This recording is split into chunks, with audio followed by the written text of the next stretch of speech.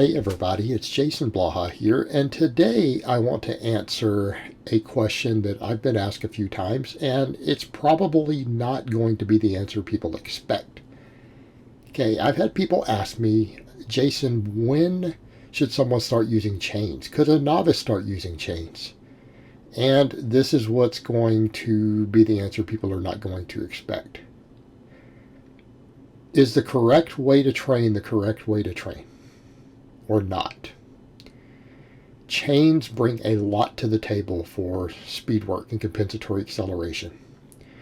I wouldn't necessarily have a novice lifter using chains for their supplemental work, or very little of it, right? It's just not necessary. They don't need a lot of variation on supplemental work. But as far as dynamic effort work goes, I would say even a novice lifter can start using chains as soon as they know how to box squat and bench correctly, are capable of doing speed work. Okay, they know how to use force and explode and stay tight, and they can figure out how to set the dang things up. Okay, there's a learning curve with things like chains and bands. And everyone's rigging is a little bit different. Like, I don't use a traditional rigging method on my chains. I use a very, very complicated rigging method because I have a lot of experience doing rigging and things with chains and slings and things like that. So I know how to do things a little different. I don't recommend that people even set theirs up the way I do it, because I have individual hooks and stuff all set with spacers. You see them running up the lead chains. Those are set for specific lengths and heights. So there's a learning curve with figuring out how to set up your chains. Like, I can explain to lifters who are clients of mine how to set up chains and describe it in detail in Skype, and then they go do it and they still do it wrong their first time. Okay, they still do it wrong in spite of the in-depth details of the simplest chain setups.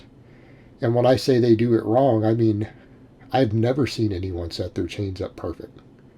Not once on their first attempt. And this is after being given instructions. So here's our issue. Our issue is not at what point this stuff is useful.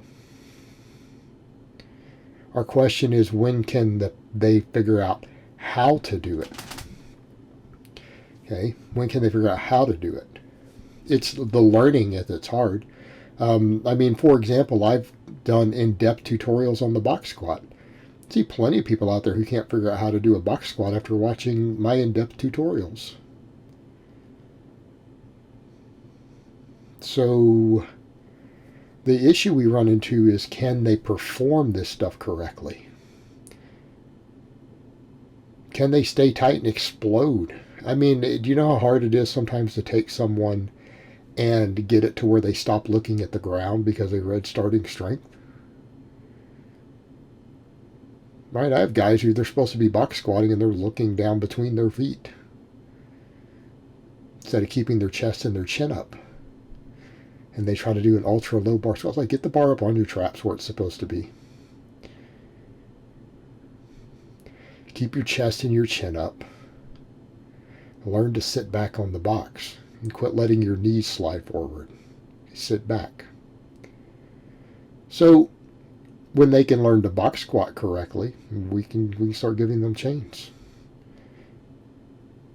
But then they have to figure out how to set the chains up. People don't know how much their chains weigh. They don't do any research. It's actually standardized. If you know what size chains you have, you can find out to the ounce what they weigh. In America, at least, they're standardized. All chains are standardized. Like, I couldn't lie about what my chains weigh if I want to, because anyone who can identify them and knows I bought 5-foot links and they can figure out what company I bought them from on Amazon,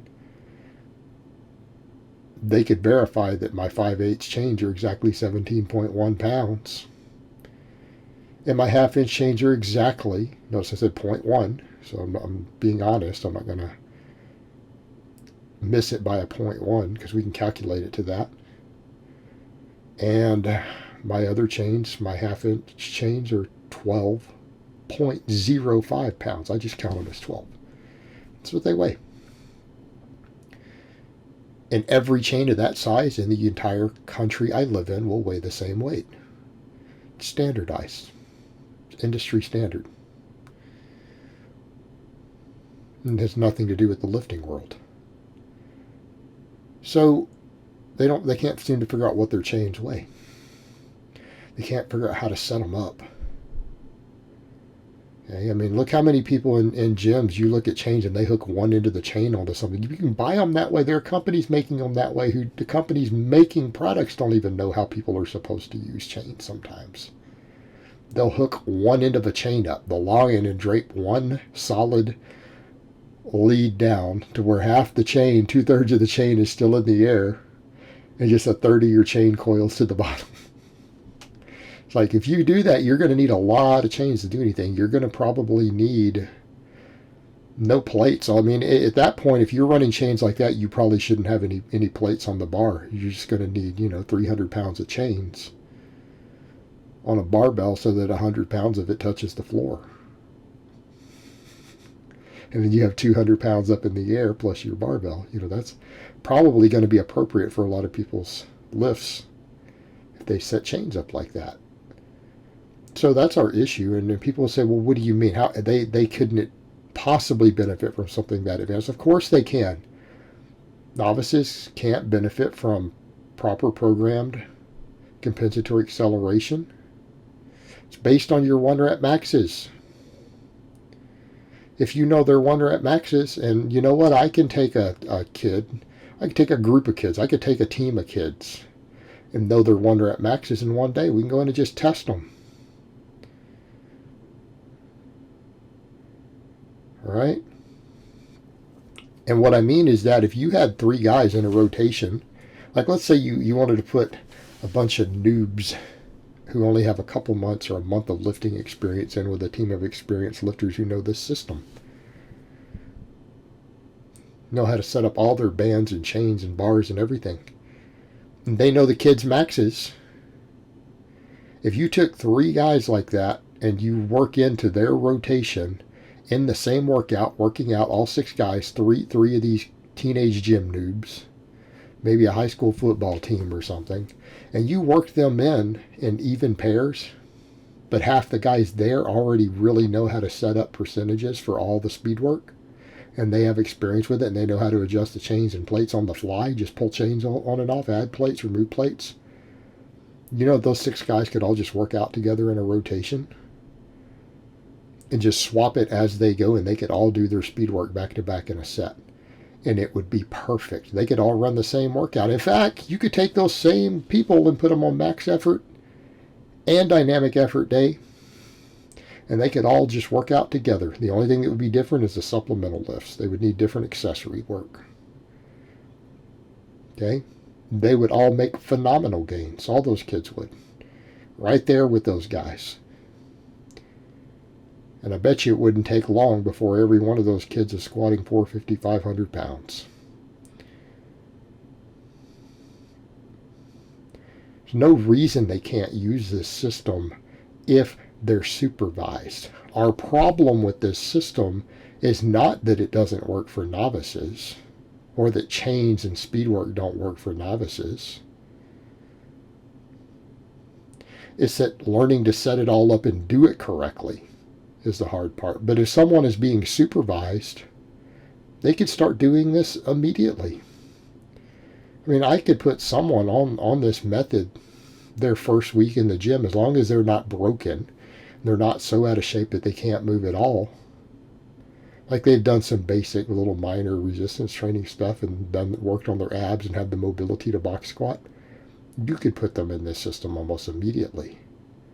The problem is that no one with minimal experience is going to be able to do it on their own. They're just not. They could do it supervised.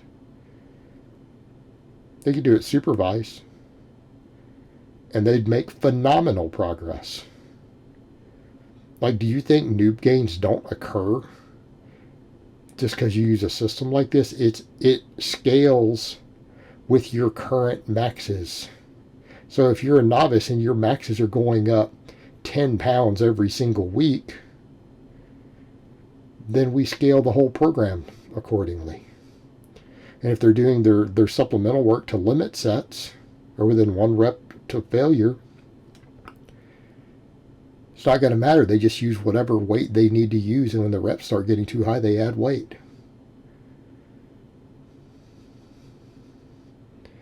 Full conjugate is an equipment and a setup limitation. It's not an experience limitation. You can run novice, intermediate, and advanced lifters all on this system. In fact, you could work them all into the same group of people training as a team, and they could run it together. The only thing that's going to be different is they're going to have different maxes. So therefore, their numbers are going to be different because they're all percentage based to that. They're going to have different weak links. The novice lifters aren't going to need as much supplemental volume or as much variation or as much specialty. But they could run the exact same max and speed work. They run the exact same max and speed work as the advanced lifters training with them. Okay? So the issue is not when could you benefit from it. You could benefit from it the first week you start working out. Can you do it correctly? Can you figure out the chains? Can you figure out how to box squat correctly? Can you figure out how to speed bench correctly? Okay, that's the issue. It's a learning curve. All right, guys, but that's really all I have to say on that today. I hope it's been informative, and I will talk to you guys next time.